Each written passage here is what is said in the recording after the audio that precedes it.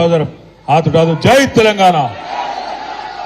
गौरवनीयुलु మీ అందరి అభిమాన నాయకుడు హైదరాబాద్ నగర బీఆర్ఎస్ పార్టీ అధ్యక్షులు సోదరులు శ్రీ మాగంటి గోపీనాథ్ గారికి, గౌరవనీయులు మాజీ శాసనసభ్యులు పీజేఆర్ గారి వారసులు మా తమ్ముడు సోదరుడు విష్ణువర్ధన్ రెడ్డి గారు, గౌరవనీయులు సోదరులు కాంగ్రెస్ పార్టీ మైనారిటీ సెల్ అధ్యక్షుడిగా పనిచేస్తూ మరి కాంగ్రెస్ పార్టీ యొక్క ఆలోచన విధానం నచ్చక మరి మనతో పాటు ఇచ్చేసి మొన్న మన గెలుపులో ఇంపార్టెంట్ పాత్ర పోషించిన సోదరులు షేక్ అబ్దుల్ సోహెల్ గారికి, వేదిక పైనున్న గౌరవనీయులైన కార్పొరేటర్లు రాజ్ కుమార్ పటేల్ గారు, దేదీప్య గారు, సంగీత గారు, ఇంకా మన వేదిక పైనున్న గౌరవనీయులైన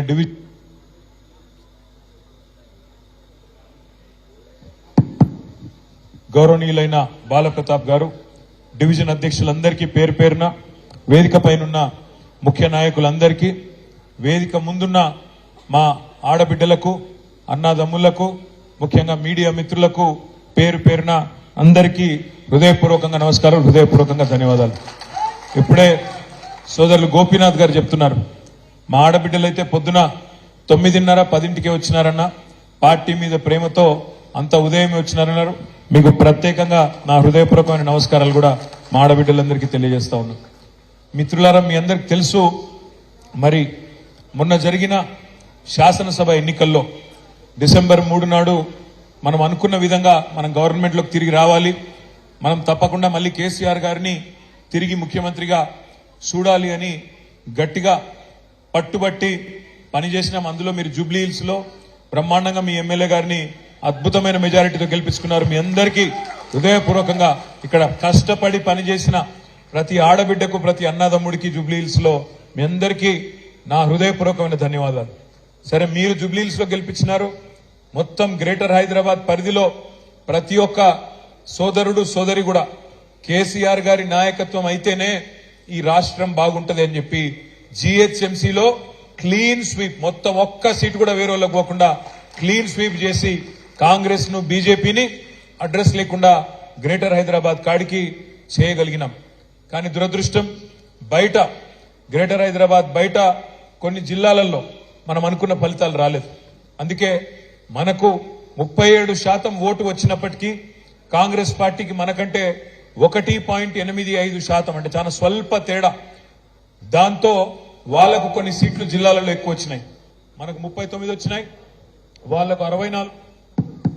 వాళ్లకు 64 సీట్లు వచ్చి వాళ్ళు గవర్నమెంట్ లోకి వచ్చినారు. ఈ 45-50 రోజుల్లో నేను చూస్తా ఉన్నాను, హైదరాబాద్ లో ఉండే ప్రజలైతే ఇట్లెట్లా జరిగింది, ఎందుకు జరిగింది, ఎట్లా జరిగిందనే మాట నేను కనీసం హైదరాబాద్ లో మిగతా మిత్రులతో, నాయకులతో, కార్యకర్తలతో మాట్లాడేటప్పుడు చాలా మంది ఆశ్చర్యం వ్యక్తం చేస్తున్నారు, బాధపడతా ఉన్నారు.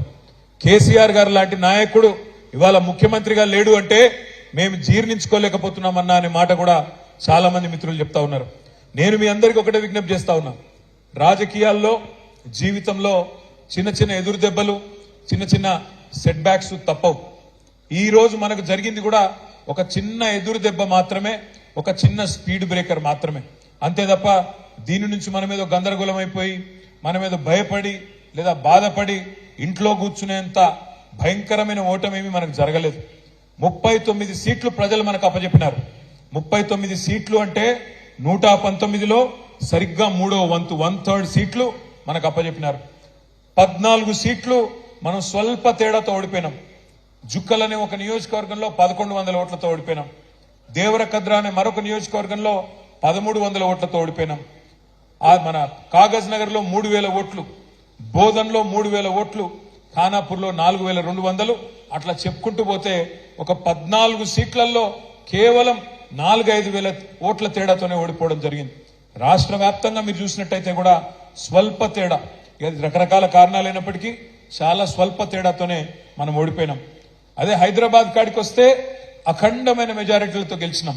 85,000, 72,000, 50,000, 40,000, 30,000 బ్రహ్మాండమైన మెజారిటీలతో హైదరాబాద్ లో మనం జయకేతనం ఎగరవేసినాం.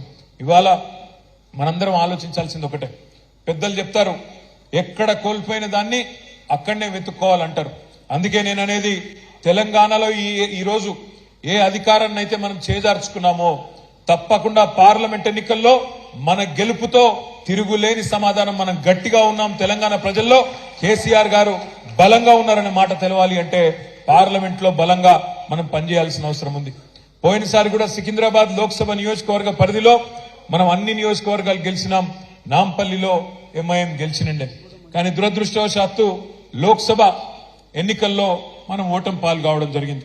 ఈసారి అట్లా కాకుండా మొదటి నుంచే మనం జాగ్రత్తగా పటిష్టంగా పనిచేసుకుంటే, మొదటి నుంచే మనం సరైన వ్యూహాన్ని రూపొందించుకుంటే తప్పకుండా జూబ్లీ హిల్స్ నియోజకవర్గంతో సహా 7 నియోజకవర్గాల్లో కూడా బ్రహ్మాండమైన మెజారిటీ వచ్చే అవకాశం ఉంటుంది.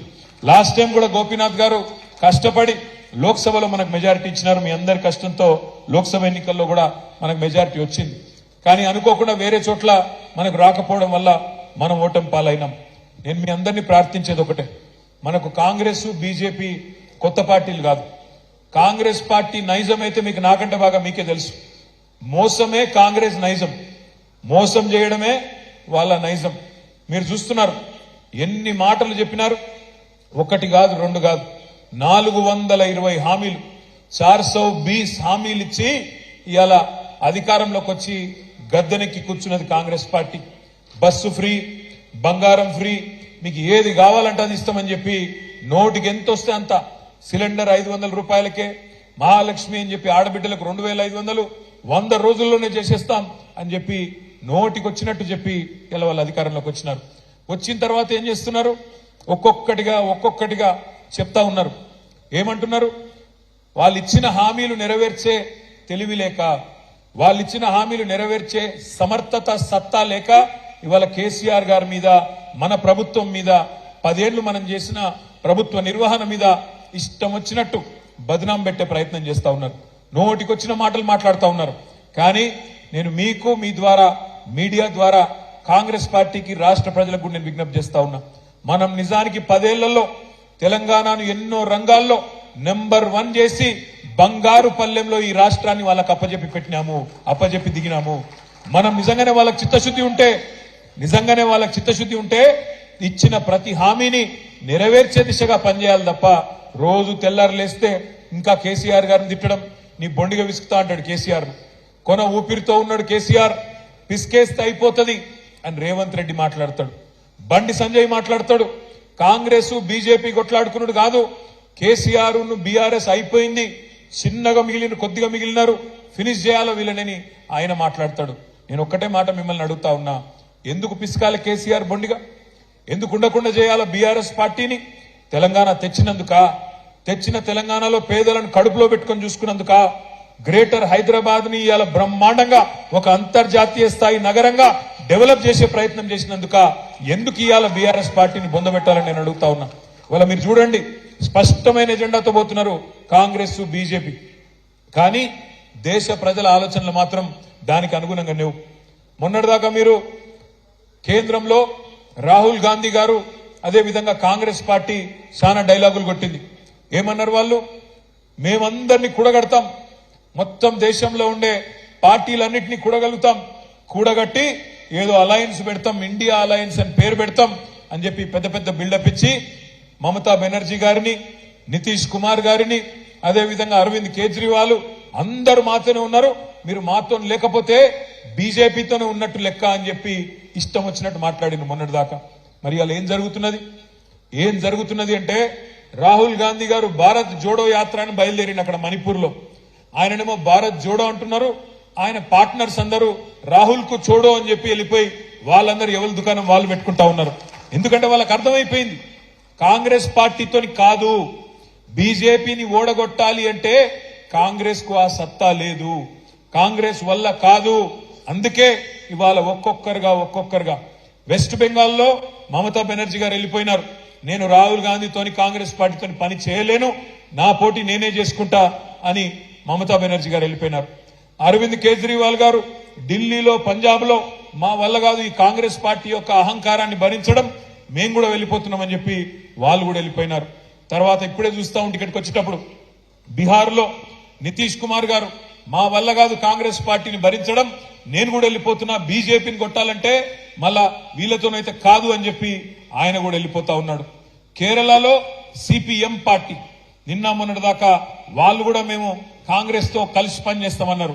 వాళ్ళు కూడా ఏమంటున్నారు, ఇప్పుడు రాహుల్ గాంధీతోని కాంగ్రెస్ పార్టీతోని కలిసి పని చేయలేము అని చెప్పి వాళ్ళు కూడా వెళ్ళిపోతా ఉన్నారు.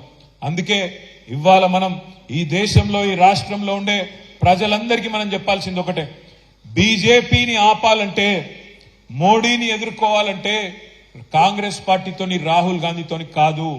ఎవరి వల్ల అవుతుంది అంటే ప్రాంతీయంగా బలమైన నాయకులుగా ఉన్న ఒక కేసీఆర్ వల్ల, ఒక మమతా బెనర్జీ వల్ల, ఒక అరవింద్ కేజ్రీవాల్ వల్ల, ఒక పినరాయి విజయన్ లాంటి నాయకుడు ఎవరి రాష్ట్రాల్లో వాళ్ళు అక్కడ గెలుచుకోగలిగితే అట్లయితేనే బీజేపీ నిలువరించగలుగుతాం తప్ప, లేకపోతే మాత్రం కాంగ్రెస్ పార్టీని నమ్ముకొని ఇవాళ ఈ దేశంలో రాజకీయం చేయాలని ఎవరన్నా అనుకుంటే కుక్కతోక పట్టుకొని గోదావరి ఇదినట్టే అనే మాట కూడా ఈ సందర్భంగా నేను మీకు విజ్ఞప్తి చేస్తా ఉన్నా. ఎందుకంటే మోసం కాంగ్రెస్ నైజం, మోసం చేయడమే వాళ్ళకి తెలుసు. మా తమ్ముడు విష్ణువర్ధన్ రెడ్డి ఆయన కుటుంబం మొత్తం జీవితాంతం పనిచేసింది కాంగ్రెస్ పార్టీలో, మీ అందరికీ తెలుసు. కానీ ఆ తమ్ముడు గొంతు కూడా కోసి ఇవాళ ఆయనను కూడా అవమానించి ఇవాళ మనం ఇబ్బందులు పెట్టిన వైనాన్ని కూడా మనం చూస్తా ఉన్నాం. ఈ మాట ఎందుకంటా ఉన్నా అంటే ఒక్క నాయకులను మాత్రమే కాదు, ప్రజలను కూడా మోసం చేయడమే వాళ్ళకి తెలిసింది. ఇవాళ మీరు గమనిస్తా ఉండండి, 100 రోజుల్లో పూర్తి చేస్తామన్నారు. 100 రోజుల్లో 6 గ్యారంటీలను సంతకాలు పెట్టి మరి గ్యారంటీ కార్డులు ఇంటింటికి ఇచ్చినారు. ఇక్కడ మా ఆడబిడ్డలు చాలా మంది ఉన్నారు కాబట్టి నేను మిమ్మల్ని అడుగుతా ఉన్నా. మహాలక్ష్మి అన్నారు, నెలకు 2500 ఇస్తాం, 500 రూపాయలకే సిలిండర్ ఇస్తాం, ఫ్రీ బస్సు అన్నారు. ఈ ఫ్రీ బస్సు అని పెట్టినరు, ఆ బస్సులలో ఎట్లా కొట్లాడుకుంటున్నారో మా ఆడబిడ్డలు నాకంటే బాగా మీరే చూస్తా ఉన్నారు. జుట్లు పట్టుకొని కొట్లాడుకుంటున్నారు, యుద్ధాలు చేస్తున్నారు. అందులోకెళ్ళి ఆ బస్సు ఎక్కనికే, బస్సు లోపలికి ఎక్కనికే ఆ బస్సు డ్రైవర్ సీట్లకి వెళ్ళిపోతున్నారు, కిటికీలకి వెళ్ళిపోతున్నారు. ఒకలతో ఒకరు ఇవాళ చెప్పులు తీసుకొని కొట్టుకునే పరిస్థితి, జుట్లు పట్టుకుని కొట్టుకునే పరిస్థితి ఇవాళ దిక్కుమాలిన ఫ్రీ బస్సు అని పెట్టి దానివల్ల తీసుకొచ్చినారు. ఫ్రీ బస్సు మంచిదే, నేను కాదంటలేను, కానీ బస్సుల సంఖ్య పెంచండి, పెంచి అందరికి సీట్లు వచ్చేటట్టు చేయండి. ఇటు మగవాళ్ళేమో పాపం మేము పైసలు పెట్టుకుంటున్నాం టికెట్లు, మాకు సీట్లు లేవని మగవాళ్ళు బాధపడుతున్నారు. ఆడబిడ్డలేమో బస్సులు తక్కువైనాయి, మాకేం మా పరిస్థితి ఏంది, మేము కొట్టుకునే పరిస్థితి వచ్చిందని ఆడబిడ్డలు బాధపడుతున్నారు.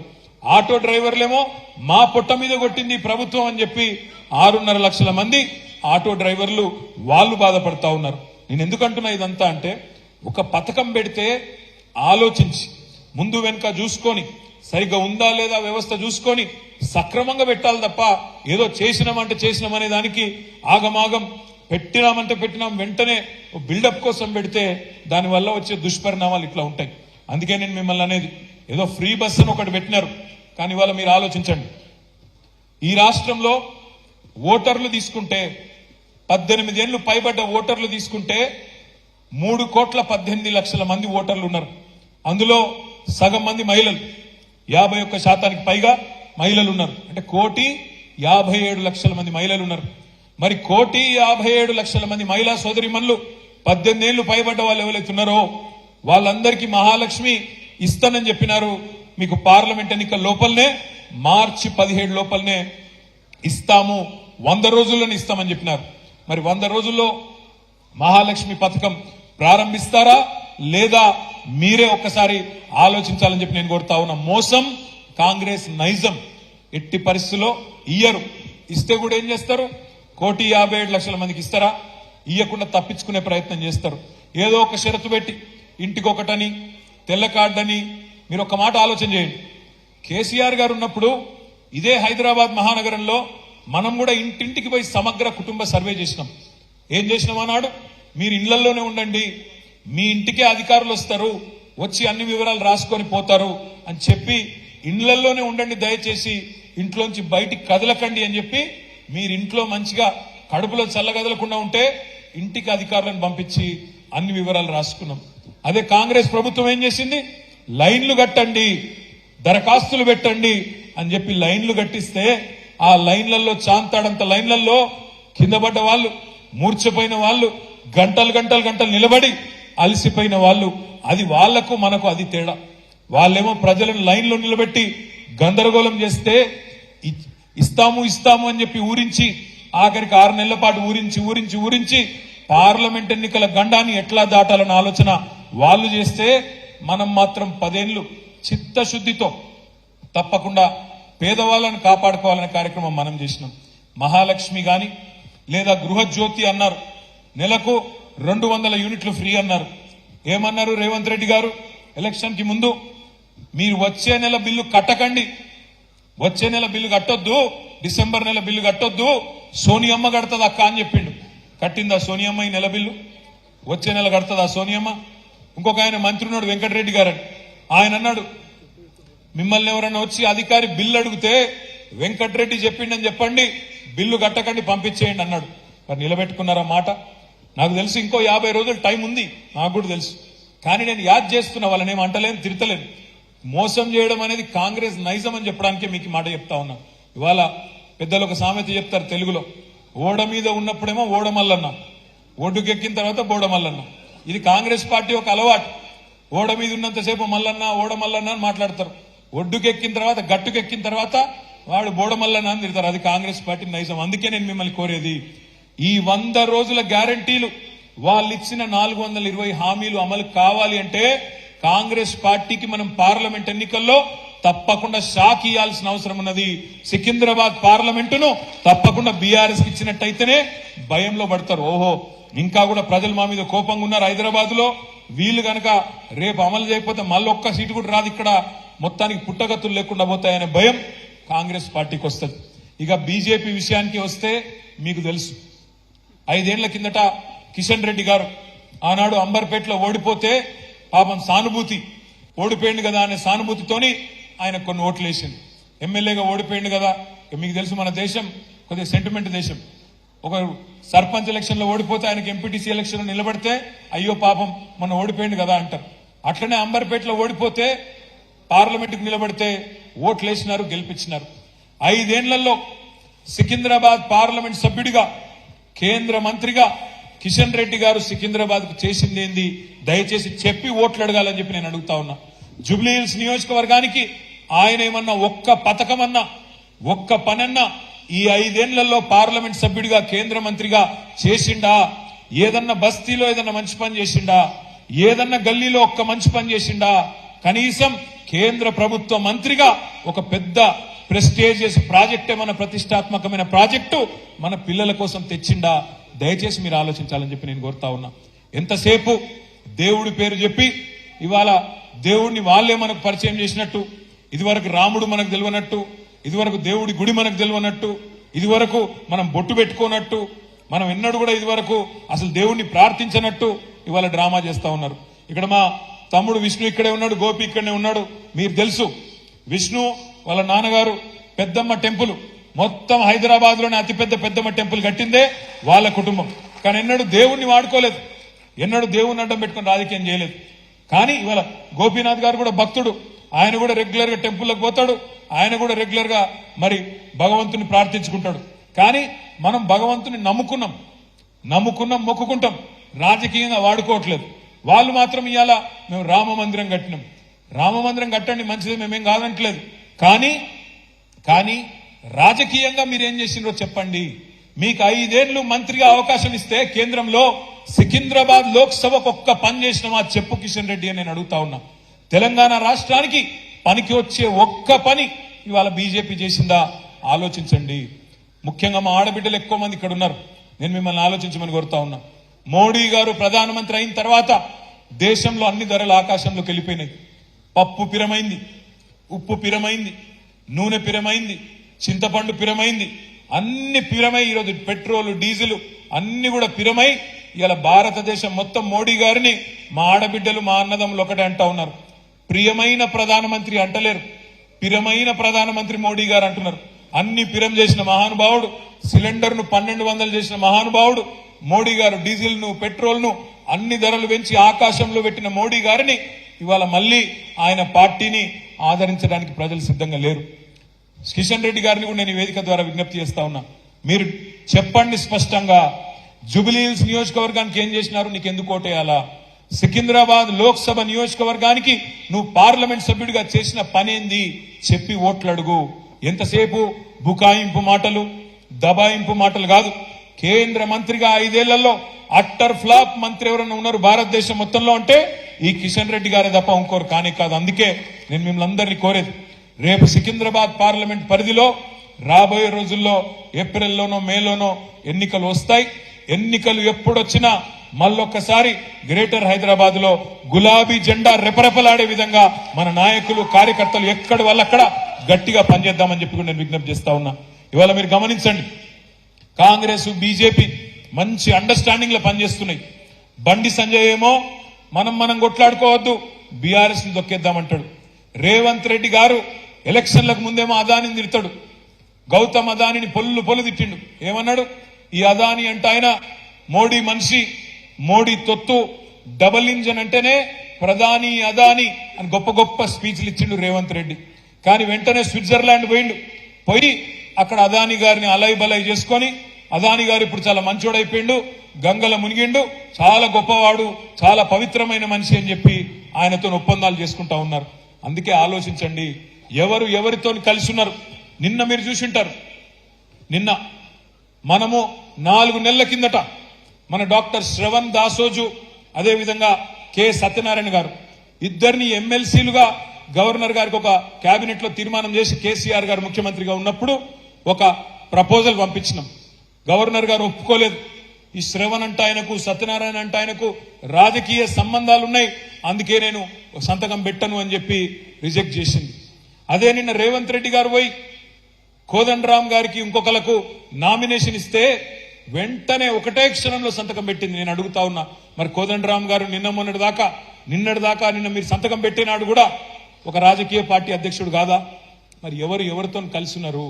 మేము ఒక పేరు పంపితేనేమో రాజకీయ సంబంధాలు ఉన్నాయంటావు, కాంగ్రెస్ వాళ్ళు పంపితే మాత్రం ఒక రాజకీయ పార్టీ అధ్యక్షుడినే ఎమ్మెల్సీ చేస్తావు. కాంగ్రెస్ బీజేపీ ఇక్కడ తెలంగాణలో ఒక ఫెవికాల్ బంధం లాగా ఇవాళ బ్రహ్మాండంగా కలిసిమెలిసి నడుస్తా ఉన్నారు. రేవంత్ రెడ్డి గారు పోయి ఢిల్లీకి పోయి అమిత్ షాని కలవంగానే కింద ఇక్కడ ఏం జరుగుతుంది? ఇక్కడ 2 శాసన మండలి స్థానాలు ఖాళీ అయితే ఎమ్మెల్సీ స్థానాలు రెండిటికి ఒకటేసారి నోటిఫికేషన్ ఇవ్వాలి నిజానికి. ఎందుకంటే 2 ఒకటేసారి ఖాళీ అయినాయి, 2 ఒకటేసారి పూరించాలి.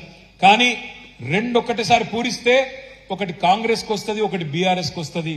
అందుకే 2 అలగలగ ఎన్నికలు పెట్టి ఒక అండర్స్టాండింగ్ లో కాంగ్రెస్ బీజేపీ 2 కూడా ఇక్కడ కాంగ్రెస్ కు వచ్చేటట్టు సహకరిస్తా ఉన్నాయి. దానికి పరోపకారి సహాయం ఏంది అంటే కాంగ్రెస్ వైపు నుంచి కరీంనగర్ లో, నిజామాబాద్ లో, ఆదిలాబాద్ లో, ఎక్కడైతే ఇలా బీజేపీ ఎంపీలు ఉన్నారో సికింద్రాబాద్ లో ఇక్కడ డమ్మీ అభ్యర్థులను పెట్టి కాంగ్రెస్ పార్టీ వాళ్ళ గెలుపుకు సహకరించే విధంగా ఒక మ్యాచ్ ఫిక్సింగ్ చేసుకొని ఇద్దరు కలిసికట్టుగా పనిచేస్తా ఉన్నారు. దయచేసి నేను మిమ్మల్ని కోరేది, రేపటి రోజున మన గొంతు, తెలంగాణ గొంతు పార్లమెంట్ లో వినబడాలి అంటే మన గులాబీ జెండానే ఉండాలి. రేపు అక్కడ మోడీని నిలదీయాలి అంటే, బీజేపీని ఆపాలి అంటే कांग्रेस वाला कादू. हमारे जितने भाई बहन यहाँ पे है, आप भाइयों से बहनों से मेरी गुजारिश है, आप देख रहे हैं क्या हो रहा है पूरे हिंदुस्तान में. आज मुल्क में मोदी को अगर रोकना है, बीजेपी को अगर रोकना है, कांग्रेस से तो बात नहीं बनेगी. वो इसलिए क्योंकि आप देख रहे हैं कल राहुल गांधी जी चल गए वहां से, मणिपुर से भारत जोड़ो करके निकल गए. पर वहां पे जब वो भारत जोड़ो करके एक तरफ राहुल गांधी चल रहे हैं, दूसरे तरफ आज राहुल को छोड़ो करके उनके सारे अलायंस पार्टनर, इंडिया अलायंस के सारे पार्टनर निकल गए बाहर और खुद लड़ने की बात कर रहे हैं, अलग से लड़ने की बात कर रहे हैं. ये क्यों हो रहा है? क्योंकि कांग्रेस पार्टी की घमंड ऐसी है, उनकी अहंकार ऐसी है कि कोई दूसरे लोगों को साथ ले चलने में विश्वास नहीं रखते हैं. आज बंगाल में ममता बनर्जी बाहर निकल गई. मैडम दीदी कह रही हैं कि मैं अलग लड़ूंगी वेस्ट बंगाल. और आज केरल में सीपीएम पार्टी निकल गई इंडिया अलायंस से, वो भी अलग लड़ने की बात कर रहे हैं. बिहार में नीतीश कुमार निकल गए और दिल्ली और पंजाब में अरविंद केजरीवाल निकल गए इंडिया अलायंस से. अब बचा कौन उसमें नहीं मालूम, बस राहुल गांधी, एकलौते राहुल गांधी वहां पे है. इसलिए मैं भाइयों से बहनों से कहता हूं, अगर बीजेपी को रोकना है, बीजेपी को हराना है, तो आज आप ताकत हमारी मजबूत करिए, केसीआर साहब के हाथ मजबूत करिए. बीआरएस पार्टी को वोट देके कल सिकंदराबाद में भी अगर बीजेपी के किशन रेड्डी को हराना है तो सिर्फ और सिर्फ एक गुलाबी झंडा से हो सकता है. एक और बात भी मैं कहना चाहता हूं, आज कुछ लोग ये अफवाहें फैला रहे हैं कि बीआरएस और बीजेपी एकजुट है, एक साथ है. मैं भाइयों पूछना चाहता हूं आपसे, हाल ही में जो असेंबली इलेक्शन हुआ उसमें किसने किसको हराया? बंडी संजय को हराया किसने? बीआरएस पार्टी ने। अरविंद धर्मपुरी जो बीजेपी एमपी है निजामाबाद का, उसको किसने हराया? कोरुटला में बीआरएस ने हराया। आदिलाबाद का जो एमपी है स्वयं बापूराव जो बीजेपी का एमपी है, बोध से एमएलए इलेक्शन लड़े थे उन्होंने, उसको किसने हराया? बीआरएस ने हराया। ईटेलर राजेंद्र जो बीजेपी के चीफ मिनिस्टर कैंडिडेट थे, उनको किसने हराया? गजवेल में और हुजूराबाद में बीआरएस ने हराया। दुब्बाक में जो रघुनंदन राव थे बीजेपी एमएलए, उसको किसने हराया? बीआरएस ने हराया। मैं इसलिए कह रहा हूं भाइयों, आज कांग्रेस पार्टी में वो दम नहीं है, कांग्रेस पार्टी में वो ताकत नहीं है कि बीजेपी को रोक सके। इसीलिए मैं कहता हूं, आप केसीआर साहब के हाथ मजबूत करो, केसीआर को और ताकत दो, ताकि कल हम लोग पार्लियामेंट में भी गुलाबी झंडा लहराएं और तेलंगाना की आवाज, दमदार आवाज पूरे पार्लियामेंट में सबको सुनाए और आपकी हक के वास्ते लड़े। भाइयों, मैं एक और बात भी कहता हूं, आज कांग्रेस पार्टी कुछ भी कहे, कुछ भी बोले, बात तो साफ है कि आज कांग्रेस पार्टी जो राजस्थान में हार गई, कांग्रेस पार्टी जो छत्तीसगढ़ में हार गई, मध्य प्रदेश में हार गई और अपनी गलती से थोड़ा यहां पे 1-2% वोट से यहां जो जीत गई, सिवाय एक दो स्टेट आज पूरे मुल्क में कांग्रेस कहीं भी नहीं है। तो उनको अगर आप गलती से भी वोट दिए तो फिर फायदा होगा बीजेपी को, ये बात याद रखिए। गलती से अगर वोट आपने दे दिया कांग्रेस को तो फायदा पहुंचेगा आज बीजेपी को और नुकसान होगा बीआरएस जैसे सेक्युलर पार्टी का। आप ये बात समझने की कोशिश करें। एक और बात भी मैं कहना चाहता हूं आपसे, केसीआर साहब ने जो काम किया पिछले 10 साल आपके आंखों के सामने, इसीलिए आपने हमें जिताया फिर से जुबली हिल्स कॉन्स्टिट्यूंसी में और पूरे हैदराबाद डिस्ट्रिक्ट में। मैं उम्मीद करता हूं वो दिन दूर नहीं है कि हम फिर एक बार आपके आशीर्वाद से, आपकी मदद से, आपकी दुआओं से फिर एक बार फिर हुकूमत यहां 2 साल हो, 3 साल हो, 4 साल हो, 5 साल हो, फिर एक बार आपके आशीर्वाद से केसीआर साहब को फिर चीफ मिनिस्टर के रूप में देखेंगे। मैं उम्मीद करता हूं कि ये गवर्नमेंट 5 साल चले। मैं ऐसा नहीं कह रहा हूं कि इसके पीछे कुछ कोई और हमारी मकसद है। उम्मीद करता हूं कि 5 साल चले और जो वादा उन्होंने अवाम को दिया उसको निभाए।